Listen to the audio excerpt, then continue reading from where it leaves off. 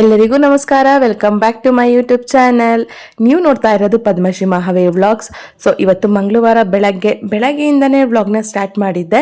So ಇವತ್ತು ಮಂಗಳವಾರ ಆಗಿರೋದ್ರಿಂದ ಪೂಜೆ ಮಾಡೋದಿತ್ತು, ಅದಕ್ಕೆ ಬೇಗನೆ ಎದ್ದು ಎಲ್ಲ ಕೆಲಸಗಳನ್ನು ಮುಗಿಸ್ಬಿಟ್ಟಿದ್ದೆ. ಈಗ ಒಂದು ಸಿಂಪಲ್ ಆಗಿರೋ ರಂಗೋಲಿ ಡಿಸೈನು ಕೂಡ ಹಾಕ್ತಿದ್ದೆ, ಅದನ್ನು ಕೂಡ ಶೇರ್ ಮಾಡ್ತಾ ಇದ್ದೀನಿ. ಯೂಶ್ವಲಿ ಹೊಸ್ಲಿಗಷ್ಟೇ ರಂಗೋಲಿ ಹಾಕ್ತೀನಿ, ಮೊದಲೆಲ್ಲ ಆಚೆ ಕಡೆನೂ ಹಾಕ್ತಿದ್ದೆ. ನನ್ನ ಮಗಳು ಎಲ್ಲನೂ ಹಾಳು ಮಾಡಿಬಿಡ್ತಾಳೆ ರಂಗೋಲಿ ಎಲ್ಲನೂ ಕೂಡ ಅಂತ ಹೇಳಿ ಹೊಸ್ಲಿಗೆ ಮಾತ್ರ ರಂಗೋಲಿ ಹಾಕ್ತೀನಿ. ಆ ಡಿಸೈನ್ನ ನೋಡ್ಕೊಬನ್ನಿ ಒಂದ್ಸಲಿ.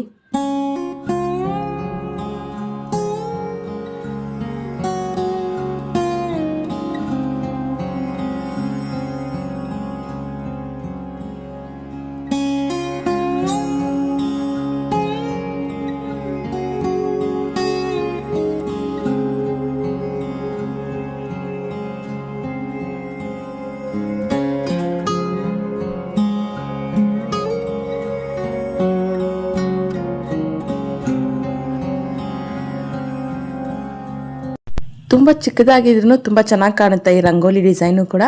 ಸೊ ಇವತ್ತಂದು ತುಂಬ ಸಿಂಪಲ್ ಆಗಿ ರಂಗೋಲಿನ ಹಾಕಿದೆ, ತುಂಬ ಚೆನ್ನಾಗೂ ಕೂಡ ಬಂದಿತ್ತು. ಹಾಗೆ ಹೊಸ್ಲು ಪೂಜೆನೂ ಮಾಡಿಕೊಂಡು ಪೂಜೆ ಕೂಡ ಮಾಡ್ಕೊಳ್ಳೋಣ ಅಂತ ಹೇಳಿ ರೆಡಿ ಮಾಡ್ಕೊತಿದ್ದೆ.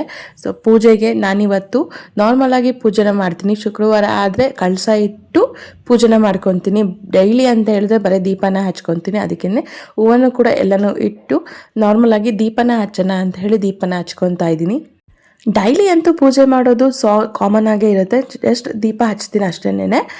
ಹೂವನ್ನೆಲ್ಲ ಬದಲಾಯಿಸಿ ಶುಕ್ರವಾರ ಆಯಿತು ಅಂತ ಹೇಳಿದ್ರೆ ಎಲ್ಲ ದೇವ್ರಗಳ್ನೆಲ್ಲ ಕ್ಲೀನ್ ಮಾಡಿಕೊಂಡು ಎಲ್ಲನೂ ಒರೆಸ್ಕೊಂಡು ಆಮೇಲೆ ಕಳಸನ ಇಟ್ಟು ಧೂಪನ ಹಚ್ಚಿ ಎಲ್ಲ ಮಾಡ್ತೀನಿ.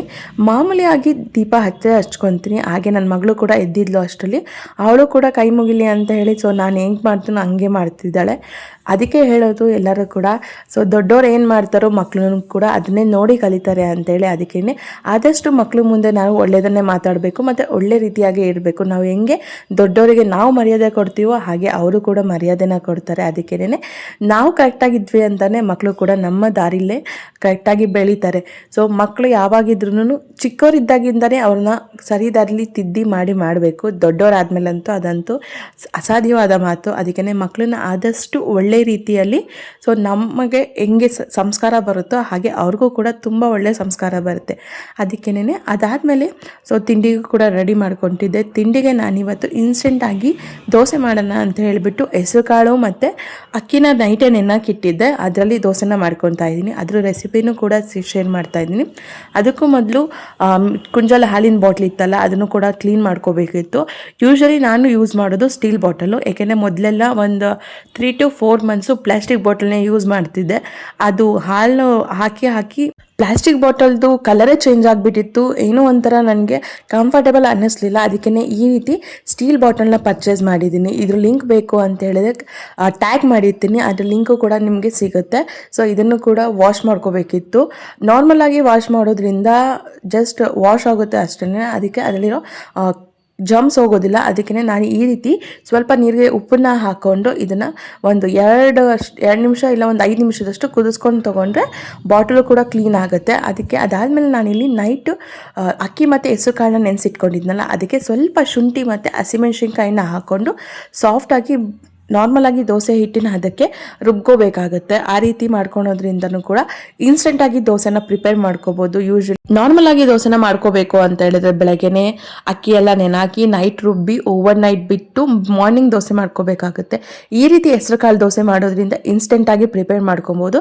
ಜಸ್ಟ್ ಒಂದು 8 hours ನೀವು ಹೆಸರು ಕಾಳು ಮತ್ತು ಅಕ್ಕಿನ ನೆನೆಸಿಟ್ರೆ ಸಾಕು, ರುಬ್ಬಿ ತಕ್ಷಣ ಇನ್ಸ್ಟೆಂಟಾಗಿ ಹಾಕೋಬಹುದು. ಅದಕ್ಕೆ ನಾನಿಲ್ಲಿ ಸ್ವಲ್ಪ ಚಿಟಿಕೆ ಆಗೋಷ್ಟು ಸೋಡಾ ಮತ್ತು ಉಪ್ಪನ್ನು ಕೂಡ ಸೇರಿಸ್ಕೊತಾ ಇದ್ದೀನಿ. ರುಚಿಗೆ ಎಷ್ಟು ಬೇಕೋ ಅಷ್ಟು ಉಪ್ಪನ್ನು ಸೇರಿಸ್ಕೋಬೋದು. ಅದನ್ನು ಕೂಡ ಮಿಕ್ಸ್ ಮಾಡಿಕೊಂಡು ಒಂದು 5 ನಿಮಿಷ ನೆನೆಲಿಕ್ಕೆ ಇಟ್ಟರೆ ಸಾಕು. ಇಲ್ಲ ಅಂತ ಹೇಳಿದ್ರೆ ಇನ್ಸ್ಟೆಂಟಾಗೂ ಕೂಡ ದೋಸೆನ ಮಾಡ್ಕೋಬೋದು. ಮಾರ್ನಿಂಗ್ ತಿಂಡಿಗೆ, ಮಧ್ಯಾಹ್ನ ಊಟಕ್ಕೆ, ರಾತ್ರಿ ಡಿನ್ನರ್ಗೆ ಏನಪ್ಪ ಮಾಡೋದು ಅಂತಲೇ ಯೋಚನೆ ಆಗಿಬಿಡುತ್ತೆ. ಯಾಕೆಂದರೆ ಪ್ರತಿ ಸಲ ರೈಸ್ನೇ ತಿನ್ನೋಕ್ಕಾಗೋದಿಲ್ಲ ಯಾವಾಗ್ಲೂ. ಸೊ ಒಂದ್ಸಲಿ ದೋಸೆ, ಒಂದ್ಸಲಿ ಚಪಾತಿ, ಒಂದ್ಸಲಿ ರೊಟ್ಟಿ ಎಲ್ಲನೂ ಕೂಡ ಆಗಿರುತ್ತೆ. ಸೊ ಬೆಳಗ್ಗೆ ಬೇಗನೆ ಆಗಬೇಕು, ಕ್ವಿಕ್ಕಾಗಿ ಆಗಬೇಕು ಅಂತ ಹೇಳಿದ್ರೆ ಯೋಚನೆ ಆಗಿರುತ್ತೆ ಎಲ್ಲರಿಗೂ. ಅದಕ್ಕೆ ಈ ರೀತಿ ಸಿಂಪಲ್ಲಾಗಿ ಮತ್ತು ಕ್ವಿಕ್ಕಾಗಿ ಇನ್ಸ್ಟೆಂಟ್ ದೋಸೆನ ಮಾಡ್ಕೋಬೋದು. ಆ ರೆಸಿಪಿ ಕೂಡ ಶೇರ್ ಮಾಡ್ತಾ ಇದ್ದೀನಿ. ಅದಕ್ಕೂ ಮೊದಲು ದೋಸೆಗೆ ಪಲ್ಯನ ರೆಡಿ ಮಾಡ್ಕೊತಾ ಇದ್ದೀನಿ. ಇವತ್ತು ಆಲೂಗೆಡ್ಡೆ ಪಲ್ಯ ಮಾಡೋಣ ಅಂತ ದೋಸೆಗೆ. ಸೊ ಎಣ್ಣೆನ ಹಾಕ್ಕೊಂಡು ಸಾಸಿವೆ ಜೀರಿದ ನಂತರ ಕಡಲೆಬೇಳೆನೂ ಕೂಡ ಹಾಕೊತಾ ಇದ್ದೀನಿ. ಖಾರಕ್ಕೆ ನಾನಿಲ್ಲಿ ಹಸಿಮೆಣ್ಸಿನ್ಕಾಯಿನ ತೊಗೊಂಡಿದ್ದೀನಿ. ಹಸಿಮೆಣ್ಸಿನ್ಕಾಯಿನ ಸಣ್ಣಗೆ ಸ್ಲೈಸ್ ಆಗಿ ಕಟ್ ಮಾಡಿ ಸೇರಿಸ್ಕೊತಾ ಇದ್ದೀನಿ. ಸಣ್ಣಗೆ ಹಚ್ಚಿರೋ ಈರುಳ್ಳಿನೂ ಕೂಡ ಸೇರಿಸ್ಕೊತಾ ಇದ್ದೀನಿ. ಈರುಳ್ಳಿ ಫ್ರೈ ಆದಮೇಲೆ ಸಣ್ಣಗೆ ಕಟ್ ಮಾಡಿರೋ ಆಲೂಗಡ್ಡೆನೂ ಕೂಡ ಸೇರಿಸ್ಕೊತಾ ಇದ್ದೀನಿ. ಆಲೂಗಡ್ಡೆ ಆದಷ್ಟು ಸಣ್ಣದಾಗಿ ಕಟ್ ಮಾಡ್ಕೋಬೇಕು, ತುಂಬ ದೊಡ್ಡದಾಗಿ ಕಟ್ ಮಾಡ್ಕೋಬಾರ್ದು. ಇದನ್ನು ಕೂಡ ಮಿಕ್ಸ್ ಮಾಡಿಕೊಂಡು ಸೊ ಆಲೂಗಡ್ಡೆ ಪಲ್ಯ ಬೇಯಲಿಕ್ಕೆ ಎಷ್ಟು ನೀರು ಬೇಕು ನೀರನ್ನ ಹಾಕ್ಕೊಂಡು ರುಚಿಗೆ ತಕ್ಕಷ್ಟು ಉಪ್ಪನ್ನು ಕೂಡ ಹಾಕ್ಕೊಂಡು ಲಿಡ್ನ ಕ್ಲೋಸ್ ಮಾಡಿಕೊಂಡು ಒಂದಿಲ್ಲ 2 ವಿಜಿಲ್ ಆಗೋ ಅಷ್ಟು ಕೂಗಿಸ್ಕೊಂಡ್ಮೇಲೆ ಆಲೂಗೆಡ್ಡೆ ಪಲ್ಯ ರೆಡಿ ಆಗುತ್ತೆ. ಅದಕ್ಕೆ ತುಂಬಾ ಇಂಪಾರ್ಟೆಂಟಾಗಿ ಕೊತ್ತಂಬರಿ ಸೊಪ್ಪು ಮತ್ತು ಕಾಯಿ ತುರಿನ ಹಾಕೋಬೇಕು. ಇದೆರಡನ್ನೂ ಹಾಕ್ಕೊಂಡೆ ತುಂಬ ಟೇಸ್ಟಿಯಾಗಿ ಬರುತ್ತೆ. ಇದನ್ನು ಕೂಡ ಮಿಕ್ಸ್ ಮಾಡಿಕೊಂಡು ಪಲ್ಯನೂ ಕೂಡ 2 ನಿಮಿಷದಲ್ಲಿ ಕ್ವಿಕ್ ಆಯಿತು. ಈ ರೆಸಿಪಿನೂ ಕೂಡ ಟ್ರೈ ಮಾಡಿ. ಹಾಗೆ ದೋಸೆ ಹಿಟ್ಟನ್ನು ಕೂಡ 5 ನಿಮಿಷ ನೆನೆಲಿಕ್ಕೆ ಇಟ್ಟಿದ್ನಲ್ಲ, ಅದು ಕೂಡ ನೆಂದಿತ್ತು. ಅದಕ್ಕೆ ಇವಾಗ ದೋಸೆನ ಹಾಕ್ಕೊತಾ ಇದ್ದೀನಿ. ನಾರ್ಮಲಾಗಿ ನೀವು ದೋಸೆನ ಹೇಗೆ ಹಾಕ್ಕೊತೀರೋ ಅದೇ ರೀತಿ ಹಾಕೋಬೋದು. ತುಂಬಾ ಕ್ವಿಕ್ಕಾಗಿ ಇನ್ಸ್ಟೆಂಟಾಗಿ ದೋಸೆ ರೆಡಿ ಆಗುತ್ತೆ. ಹಾಗೆ ನಮಗಷ್ಟೇ ಅಲ್ಲ, ಮಕ್ಕಳಿಗೂ ಕೂಡ ತುಂಬ ಹೆಲ್ದಿ ರೆಸಿಪಿನೂ ಕೂಡ. ಈಗ ಅದರಲ್ಲಿ ಹೆಸರು ಕಾಳು ಇರುತ್ತೆ, ಅಕ್ಕಿ ಇರುತ್ತೆ, ಮತ್ತು ತುಂಬಾ ಪ್ರೋಟೀನ್ ಕೂಡ ಇರುತ್ತೆ. ಏಕೆಂದರೆ ಹೆಸರು ಕಾಳಂತೂ ತುಂಬ ಪ್ರೋಟೀನ್ ಇರೋ ಕಾಳದು. ಅದಕ್ಕೆ ಅದನ್ನು ಕೂಡ ಸೇರಿಸ್ಕೊಂಡಿದ್ದೀನಿ. ಇದಕ್ಕೆ ಮಕ್ಕಳಿಗೂ ಕೂಡ ತುಂಬಾ ಹೆಲ್ದಿ ಆಗಿರೋ ರೆಸಿಪಿ, ತುಂಬಾ ಕ್ವಿಕ್ಕಾಗಿ ಕೂಡ ಆಗುತ್ತೆ. ನೀವು ಕೂಡ ಒಂದ್ಸಲಿ ನಿಮ್ಮಲ್ಲಿ ಟ್ರೈ ಮಾಡಿ.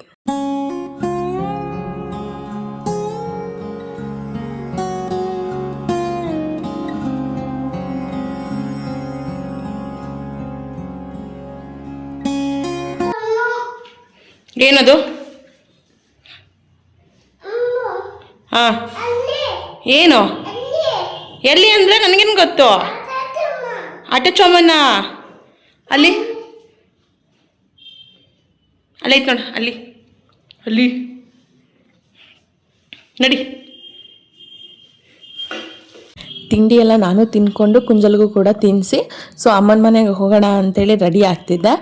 ಏಕೆ ಅಂತ ಹೇಳಿದ್ರೆ ನನಗೂ ಆಲ್ರೆಡಿ ಟೈಮ್ ಆಗೋಗಿತ್ತು. ಎಷ್ಟೇ ಬೇಗ ಎದ್ರೂ ಕೂಡ ಟೈಮ್ ಹೋಗೋದೇ ಗೊತ್ತಾಗೋದಿಲ್ಲ. ಏಕೆಂದರೆ ನಾನು ಕುಂಜಲ್ಗೆ ಸ್ನಾನ ಮಾಡಿಸಿ ತಿಂಡಿ ತಿನ್ನೋಷ್ಟಕ್ಕೆ 1-2 ಅವರ್ ಬೇಕಾಗುತ್ತೆ. ಅವಳು ನೋಡಿ ಎಲ್ಲನೂ ಆಟ ಸಾಮಾನು ಆ ಕಡೆಯಿಂದ ಈ ಮನೆಗೆ, ಈ ಮನೆಯಿಂದ ಆ ಮನೆಗೆ ತೊಗೊಂಡು ಓಡಾಡ್ತಾನೆ ಇರ್ತಾಳೆ. ಆಮೇಲಿಂದ ಇಲ್ಲಿರೋ ಸಾಮಾನ ಅಲ್ಲಿ ಬಿಡ್ತಾಳೆ, ಮತ್ತು ಇಲ್ಲಿಗೆ ಬಂದು ಕೇಳ್ತಾಳೆ, ಅಮ್ಮ ಆಟ ಸಾಮಾನು ಬಿಟ್ಟು ಬಂದಿದ್ದೀನಿ, ಬಾ ಹೋಗೋಣ ಅಂತೇಳಿ.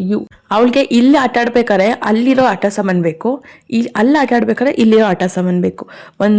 ಏನು ಕೂಡ ಆಟ ಸಾಮಾನ ಈ ಮನೆಯಲ್ಲೂ ಇಡೋದಿಲ್ಲ, ಆ ಮನೆಯಲ್ಲೂ ಇಡೋದಿಲ್ಲ. ಆ ಮನೆಯಿಂದ ಈ ಮನೆಗೆ, ಈ ಮನೆಯಿಂದ ಆ ಮನೆಗೆ ಕೂಡ ಆಡ್ತಾನೆ ಇರ್ತಾಳೆ. ಅವ್ರ ಅಜ್ಜಿ ಮನೆ ತುಂಬ ಹತ್ರ ಇರೋದ್ರಿಂದ ಸೊ ತುಂಬಾ ಖುಷಿ ಇದೆ. ಬೆಳಗ್ಗೆಯಿಂದ ಹೋಗ್ತಾಳೆ. ನೈಟ್ ಮಾತ್ರ ನನ್ನನ್ನು ಬಿಟ್ಟಿರೋದಿಲ್ಲ, ರಾತ್ರಿ ಮಾತ್ರ ಅಲ್ಲಿರೋದಿಲ್ಲ ಅಂತಾಳೆ. ಬೆಳಗ್ಗೆ ಮಾತ್ರ ಇರ್ತಾಳೆ. ಅಲ್ಲಿ ಬೋಬು ಬೈ ಮಾಡಿ ಬಾಪು.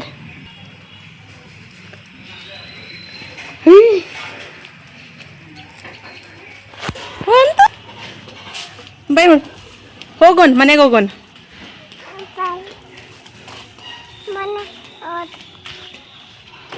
ಇಲ್ಲಿ ನಿಂಗೆ ಕೊಡ್ಲಾ? ನಿಂಗೆ ಕೊಟ್ಟು ಏನು ಮಾಡಲಿ? ಹಾಂ, ಬೋಬೋ ಏನಂತು? ಕಾಲು ಕಚ್ತಾ? ಮೊಮ್ಮ ಏನು ತಿಂದೆ? ಮೊಮ್ಮ ಏನು ತಿಂದೆ? ಬಾರಿಲಿ ಓಡ್ಬಾ.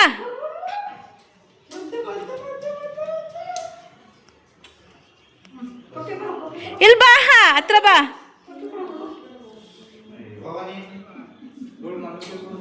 ಒಂದೊಂದ್ಸಲಿ ಅನಿಸುತ್ತೆ ಯಾಕಪ್ಪ ಜಾಬ್ಗೆ ಹೋಗ್ತಿದ್ದೀನಿ ಅಂತ ಹೇಳಿ. ಏಕೆಂದರೆ ಮೊದಲು ಜಾಬ್ ಮಾಡ್ತಿರ್ಬೇಕಾದ್ರೆ ಈ ರೀತಿ ಏನೂ ಅನ್ನಿಸ್ತಿರ್ಲಿಲ್ಲ. ಆವಾಗ ಕುಂಜಲ್ ಇರಲಿಲ್ಲ, ತುಂಬಾ ಖುಷಿಯಾಗಿ ಹೋಗ್ತಿದ್ದೆ. ಈಗ ಜಾಬಿಗೆ ಹೋಗೋ ಕರ್ತವ್ಯ ಇದ್ದೇ ಇದೆ, ಹೋಗಲೇಬೇಕು. ಬಟ್ ಹೋಗ್ದಲ್ಲೇ ಇರೋದಕ್ಕೆ ಕುಂಜಲ್ನ ಹೇಗೆ ಬಿಟ್ಟು ಹೋಗೋದು ಅಂತೇಳಿ, ಏಕೆಂದ್ರೆ ನನ್ನಿಂದ ದೂರ ಆಗಿಬಿಟ್ರೆ ಅನ್ನೋದು ಒಂದು ಸ್ವಲ್ಪ ಮನಸ್ಸಲ್ಲಿ ನೋವಿದ್ದೇ ಇರುತ್ತೆ. ಆದರೂ ಆ ಮನಸ್ಸನ್ನು ಗಟ್ಟಿ ಮಾಡಿಕೊಂಡು ಜಾಬಿಗೆ ಹೋಗ್ತೀನಿ. ಏಕೆಂದರೆ ಫ್ಯೂಚರ್ಗೆ ನಾನು ಜಾಬ್ ಮಾಡೋದು ನಮಗೆ ಇಂಪಾರ್ಟೆಂಟ್ ಇರುತ್ತೋ ಇಲ್ವೋ, ಬಟ್ ಮಕ್ಳಿಗಂತೂ ತುಂಬಾ ಇಂಪಾರ್ಟೆಂಟು. ಅವಳಿಗೆ ಆಲ್ರೆಡಿ ಇವಾಗ 2 ಇಯರ್ಸ್ ಮೇಲೆ 4 ಮಂತ್ಸು. ಸೊ ಮುಂದಿನ ವರ್ಷ ಅವಳಿಗೆ ಸ್ಕೂಲ್ಗೂ ಕೂಡ ಸೇರಿಸ್ಬೇಕು. ಇವಾಗ ಏನಾಗಿದೆ ಅಂತಂದರೆ, ಮೊದಲು ಎಜುಕೇಷನ್ ಇಲ್ದಲೇ ಇದ್ರೂ ಜೀವನ ಮಾಡ್ಬೋದಿತ್ತು, ಬಟ್ ಇವಾಗ ಎಜುಕೇಷನು ಇಂಪಾರ್ಟೆಂಟು, ಜೀವನನೂ ಇಂಪಾರ್ಟೆಂಟು. ಮಕ್ಕಳಿಗೆ ಆದಷ್ಟು ಎಜುಕೇಷನ್ ಅನ್ನೋದು ತುಂಬಾ ಇಂಪಾರ್ಟೆಂಟ್. ಏಕೆ ಅಂತ ಹೇಳಿದ್ರೆ ದುಡ್ಡು ಇವತ್ತು ಬರುತ್ತೆ, ನಾಳೆ ಹೋಗುತ್ತೆ. ನಾವು ಎಷ್ಟೇ ದುಡ್ಡು ಮಾಡಿಟ್ರು ಕೂಡ ಮಕ್ಕಳಿಗೆ ಎಜುಕೇಷನ್ ಅನ್ನೋದು ತುಂಬಾ ಇಂಪಾರ್ಟೆಂಟ್. ಆ ಎಜುಕೇಷನ್ ಕೊಡಬೇಕು ಅಂತ ಹೇಳಿದ್ರೆ ನಮ್ಮ ಹತ್ರ ದುಡ್ಡು ಇರಬೇಕು. ಅದಕ್ಕೇ ನಾವು ದುಡ್ಡು ಮಾಡಬೇಕು ಅಂದರೆ ಇವಾಗ ಜಾಬ್ ಮಾಡೋದು ತುಂಬಾ ಇಂಪಾರ್ಟೆಂಟ್. ಅದಕ್ಕೇ ನಾನು ಆದಷ್ಟು ಕಷ್ಟಪಟ್ಟು, ನಾನು ನನ್ನ ಹಸ್ಬೆಂಡ್ ಇಬ್ಬರು ಕೂಡ ಕಷ್ಟಪಟ್ಟು ಕುಂಜಲಿಗೆ ತುಂಬಾ ಒಳ್ಳೆ ಫ್ಯೂಚರ್ ಕೊಡಬೇಕು ಅಂತೇಳಿ ಈಗಲೇ ಕಷ್ಟಪಡ್ತಾ ಇದ್ವಿ. ಸೊ ನಾನು ವರ್ಕ್ ಮಾಡ್ತಿರೋದು ನೇಮಿ ಮಾರ್ಕೆಟಿಂಗ್ ಕಂಪನಿಯಲ್ಲಿ. ಸೊ ಇಷ್ಟು ದಿನ ವಿಡಿಯೋದಲ್ಲಿ ಹಾಕಿದ್ದೆ ನಾನು ಜಾಬ್ ಮಾಡ್ತೀನಿ ಅಂತೇಳಿ. ಸೊ ಎಲ್ಲಿ ಅಂತ ಹೇಳಿರಲಿಲ್ಲ, ಅದಕ್ಕೆ ಇವಾಗ ಹೇಳ್ತಾ ಇದ್ದೀನಿ. ನಾನು ಜಾಬ್ ಮಾಡ್ತಾ ಇರೋ ಟೈಲ್ ಶೋರೂಮಲ್ಲಿ. ಸೊಮಾನಿ ಬ್ರ್ಯಾಂಡಿಂದು. ಸೊ ಇಲ್ಲಂತೂ ತುಂಬ ವೆರೈಟೀಸ್ ಆಫ್ ಟೈಲ್ಸ್ ಸಿಗುತ್ತೆ ನಿಮಗೆ. 6x4, 2x4 ಎಲ್ಲ ರೀತಿಯ ಟೈಲ್ಸ್ ಅವೈಲೇಬಲ್ ಇರುತ್ತೆ. ಸೊ ಯಾರಿಗಾದ್ರೂ ರಿಕ್ವೈರ್ಮೆಂಟ್ ಇತ್ತು ಅಂತ ಹೇಳಿದ್ರೆ ನನಗೆ DM ಮಾಡಿ. ಸೊ ಅದ್ರ ಫುಲ್ ಇನ್ಫಾರ್ಮೇಷನ್ ನಿಮಗೆ ಶೇರ್ ಮಾಡ್ತೀನಿ. ಹಾಗೆ ನಮ್ಮ ಶೋರೂಮ್ ಲೊಕೇಟ್ ಆಗಿರೋದು ಶಿರಾ ಗೇಟಲ್ಲಿ, ಎಸ್ಮಾಲ್ ನಿಯರ್ ಅದೇ ರೋಡಲ್ಲಿ ಬರುತ್ತೆ, ಲೆಫ್ಟ್ ಸೈಡ್ಗೆ ಆಪೋಸಿಟು ರಿಲಯನ್ಸ್ ಟ್ರೆಂಡ್ಸ್. ತುಂಬ ವೈಡ್ ವೆರೈಟಿ ಆಫ್ ಕಲೆಕ್ಷನ್ಸ್ ಇದೆ. 2x4, 6x4, 2x2 ಮತ್ತು ಪಾರ್ಕಿಂಗ್ ಟೈಲ್ಸ್ ಇದೆ, ಬಾತ್ರೂಮ್ ಫ್ಲೋರಿಂಗ್ ಟೈಲ್ಸ್ ಇದೆ, ಬಾತ್ರೂಮ್ ವಾಲ್ ಟೈಲ್ಸ್. ತುಂಬ ವೈಡ್ ವೆರೈಟೀಸ್ ಆಫ್. ಆಗಲೇ ನ್ಯಾಚುರಲ್ ಸ್ಟೋನ್ ಕೂಡ ಮಾರ್ತೀವಿ. ಹಾಗೆ ವುಡನಲ್ಲಿ ಬೇಕು ಅಂತೇಳಿ ವುಡನಲ್ಲಿ ಪ್ಲ್ಯಾಂಟ್ಸಲ್ಲೂ ಸಿಗುತ್ತೆ, 2x4 ಸಿಗುತ್ತೆ. ಈವನ್ ವುಡನ್ ಫ್ಲೋರಿಂಗಿಗೆ ನೀವು 2x4 ಹೋಗೋಕ್ಕಿಂತ ಈ ಥರ ಪ್ಲ್ಯಾಂಟ್ಸಲ್ಲಿ ಹೋದರೆ ತುಂಬ ಚೆನ್ನಾಗಿದೆ. ಹಾಗೆ ನಿಮ್ಗೇನಾದರೂ ರಿಕ್ವೈರ್ಮೆಂಟು ಇತ್ತು ಅಂದರೆ ಪ್ಲೀಸ್ ನಮ್ಮ ನೇಮಿ ಮಾರ್ಕೆಟಿಂಗ್ ಕಂಪನಿನ ಒಂದ್ಸಲಿ ವಿಸಿಟ್ ಮಾಡಿ. ಸೊ ನಿಮಗೆ ಎಲ್ಲನೂ ಕೂಡ ಟೈಲ್ಸಿಂದು ಇನ್ಫಾರ್ಮೇಷನ್ ಕೊಡ್ತೀವಿ. ಹಾಗೆ ನಿಮಗೆ ಆಲ್ ಓವರ್ ತುಮಕೂರು ನಿಮಗೆ ಫ್ರೀ ಟ್ರಾನ್ಸ್ಪೋರ್ಟೇಷನ್ ಸಿಗುತ್ತೆ ನಮ್ಮ ಕಡೆಯಿಂದ.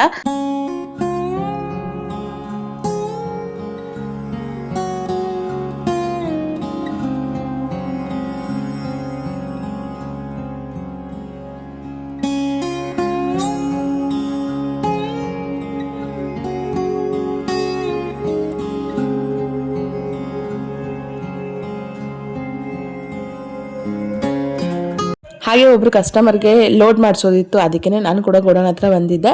ಸೊ ಗಾಡಿನೂ ಕೂಡ ರೆಡಿಯಾಗಿತ್ತು. ಲೋಡ್ನ ಮಾಡಿಸಿ ಕಸ್ಟಮರಿಗೆ ಡೆಲಿವರಿ ಮಾಡ್ತೀವಿ. ಜಸ್ಟ್ ನೀವು ಬಂದು ಟೈಲ್ ಸೆಲೆಕ್ಷನ್ ಮಾಡಿ ಪೇಮೆಂಟ್ ಮಾಡಿ ಹೋದರೆ ಸಾಕು. ಆಲ್ ಓವರ್ ಎಲ್ಲ ಜವಾಬ್ದಾರಿನೂ ನಮ್ಮದೇ. ಟೈಲ್ಸ್ ಲೋಡ್ ಮಾಡಿಸೋದ್ರಿಂದ ಹಿಡಿದು ನಿಮ್ಮ ಮನೆ ಹತ್ರ ತೊಗೊಂಬಂದು ಕೊಡೋ ತನಕನೂ ನಮ್ಮದೇ ಜವಾಬ್ದಾರಿ. ಹಾಗೆ ಫ್ರೀ ಟ್ರಾನ್ಸ್ಪೋರ್ಟೇಷನ್ನು ಇದಂತೂ ತುಂಬಾ ಯೂಸ್ಫುಲ್ ಆಗುತ್ತೆ. ನಿಮಗೆ ಯೂಸ್ ಮಾಡ್ಕೊಳ್ಳಿ. ಹಾಗೆ ಯಾರಿಗೆಲ್ಲ ಟೈಲ್ಸ್ ಬೇಕು ಅಂತ ಹೇಳಿದ್ರೆ ನನಗೆ DM ಮಾಡಿ. ಇದಾಗಿತ್ತು ಇವತ್ತಿನ ಕಂಪ್ಲೀಟ್ ವಿಡಿಯೋ. ಸೊ ವಿಡಿಯೋ ಇಷ್ಟ ಆಯಿತು ಅಂತ ಹೇಳಿದರೆ ಒಂದ್ಸಲಿ ಲೈಕ್ ಮಾಡಿ, ಹಾಗೆ ಶೇರ್ ಮಾಡಿ. ಇನ್ನೂ ಯಾರೆಲ್ಲ ಸಬ್ಸ್ಕ್ರೈಬ್ ಮಾಡ್ಕೊಂಡಿಲ್ಲ ವಿಡಿಯೋನ ನನ್ನ ಚಾನಲ್ ಸಬ್ಸ್ಕ್ರೈಬ್ ಮಾಡ್ಕೊಂಡೆ. ಹಾಗೆ ಮತ್ತೊಂದು ವಿಡಿಯೋ ಜೊತೆ ಸಿಗ್ತೀನಿ. ಅಲ್ಲಿ ತನಕ ಥ್ಯಾಂಕ್ಸ್ ಫಾರ್ ವಾಚಿಂಗ್.